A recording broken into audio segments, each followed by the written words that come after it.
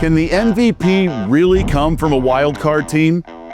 Absolutely, and I think the award is already locked up. I'm Doug Kezirian. This is Hard Pass, also available in podcast.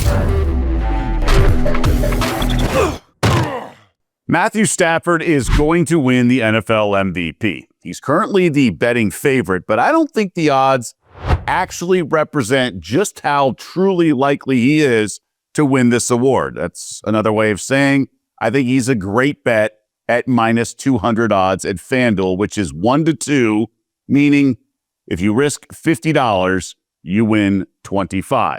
Right now, the only other two quarterbacks that are remotely in the picture are fellow QBs, Josh Allen and Drake Maye. Now, I personally think Maye missed his opportunity when he lost to Allen and the Bills in Week 15, and I don't think voters deep down want to give it to a second-year player, so he's going to lose all the face-offs or deference, whatever you want to call it. Allen is widely perceived as the NFL's best player, but he's had some shaky performances, to be fair, and it's just so hard to win MVP in back-to-back seasons. Voter fatigue is a thing, and I think that's working against Allen this year. Plus, Stafford extremely well-liked by media voters, let's face it, and he's never won the award. So he's the leader in the clubhouse in so many ways.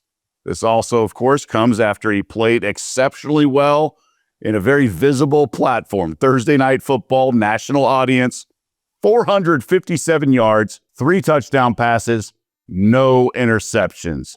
This was Matthew Stafford's MVP moment, but it's hard to give you that moment in the midst of a loss. But I mean, yeah, Joe, he threw for 457 yards, 3 touchdowns without Devontae Adams on the road in that environment against that defensive unit. Come on, man. Matthew Stafford was putting up video game-like numbers. And it always helps to have influential broadcasters gushing over you throughout an entire 3-hour broadcast. It's coming. He's looking out there. Puka.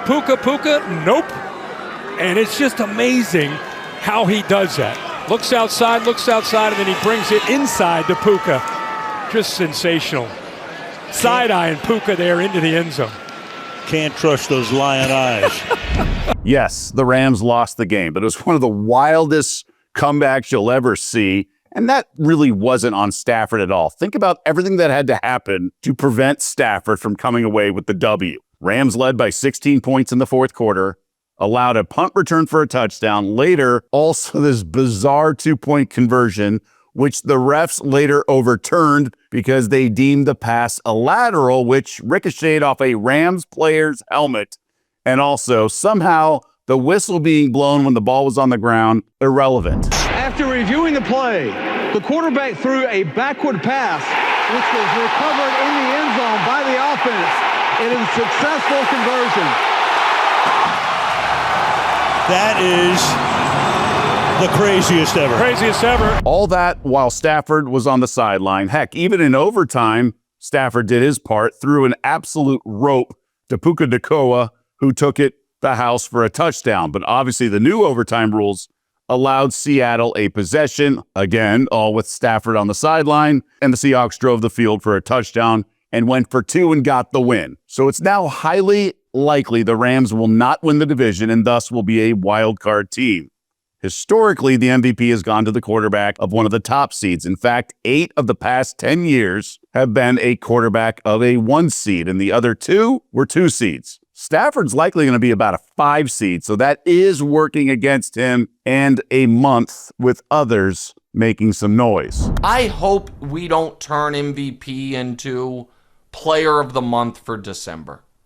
Like Matthews, and there has been too much of that recently where the odds shift dramatically in these late season games. Matthew Stafford's been the MVP of this league basically wire to wire. Matthew Stafford's had 1 bad game this year. Josh has had like 4. One bonus here, Stafford will in fact have the final word, so to speak. The Rams play on Monday Night Football in Week 17, so second to last week of the season. Visibility and platform, Joe Buck and Troy Aikman on the call for Monday Night Football on ESPN. Stafford can certainly seal the deal there.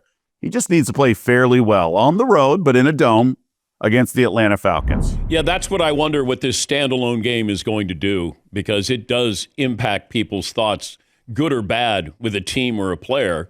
And if the Rams would happen to lose that game, Yeah. and then they would go, it just feels like there is this groundswell. Now, I got to give Josh Allen credit for closing these games in the month of December, the hardest games, to close with the pressure on him. Stafford currently leads the NFL in passing yards, passing touchdowns, and passing rating. That's huge, right?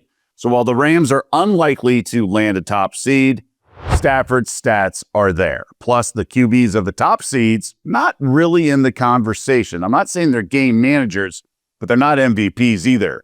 Bo Nix of Denver, and then over in the NFC, Sam Darnold or Brock Purdy.